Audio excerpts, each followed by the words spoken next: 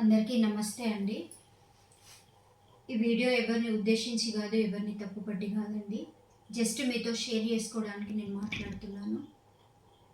ఒకటేంటంటే అండి, పిల్లల విషయంలో మనం ఎప్పుడైనా కూడా ఫ్రెండ్లీగా ఉండాలండి. ఎందుకంటే మనము స్కూల్లో ప్రిన్సిపల్ లాగా లేకపోతే జడ్జ్ లాగా, మనము ఒక పోలీస్ ఆఫీసర్ లాగా మనం స్ట్రిక్ట్‌గా ఇంట్లో ఉంటే మన పిల్లలు మనతో ఏది కూడా ఫ్రీగా, ఓపెన్‌గా షేర్ చేసుకోలేరు. ఆడపిల్లలే కావచ్చు, మగ పిల్లలే కావచ్చు. ఎప్పుడైతే మనం వాళ్ళతో ఫ్రీగా ఉంటామో, ఎప్పుడైతే మనం వాళ్ళతో ఫ్రెండ్లీ పేరెంట్‌గా ఉంటామో, మన పిల్లలు మనతో అన్ని విషయాలు కూడా షేర్ చేసుకుంటారు. కాబట్టి దానివల్ల మనకొచ్చే ఉపయోగం ఏంటి అంటే, దానివల్ల మన పిల్లల భవిష్యత్తు ఎలా ఉంటుంది అంటే, మనం ఎప్పుడైతే మన పిల్లల పట్ల మనం ఫ్రెండ్లీగా, ఓపెన్‌గా మనము ఫ్రెండ్లీ పేరెంట్స్ లాగా ఎప్పుడైతే మనము ఉంటామో, వాళ్ళు ప్రతి విషయం మనతో షేర్ చేసుకుంటారు. సో, వాళ్ళు షేర్ చేసుకున్నప్పుడు ఏమైతుందంటే, మనం చెప్తాము. ఇది కరెక్ట్ కాదు. ఈ వే కరెక్ట్ కాదు. ఇది చేసింది కరెక్ట్. ఇది చేసింది కరెక్ట్ కాదు అనే ఒక సజెషన్, గైడెన్స్ పిల్లలకి మనం ఇస్తాం.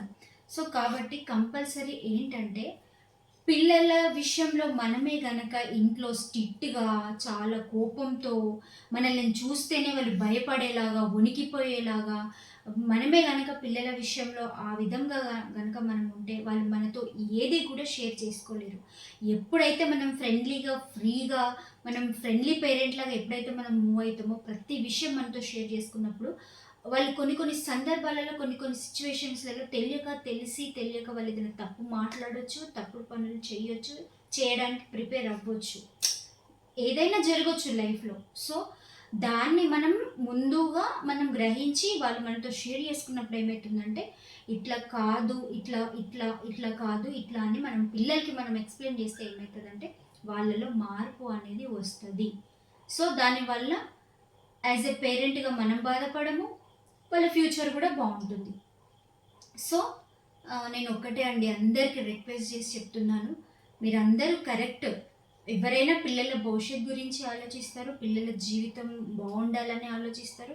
పిల్లల్ని చాలా చక్కగా చూసుకుంటారు. ఏ పేరెంట్ అయినా కూడా, ప్రతి పేరెంట్ అయినా కూడా చక్కగా చూసుకుంటారు, బాగా చూసుకుంటారు. పిల్లల భవిష్యత్తు కోసం చాలా ఎన్నో హోప్స్ పెట్టుకుంటారు. ఎవరిది తప్పు కాదు. కానీ పిల్లలతో మనం ఫ్రెండ్లీగా ఉంటే వాళ్ళు మనతో ప్రతి విషయం కూడా షేర్ చేసుకోగలుగుతారు. దానివల్ల మనం కొన్ని సజెషన్స్ ఇవ్వగలుగుతాం. This is my small request. అంతే అండి. నమస్తే.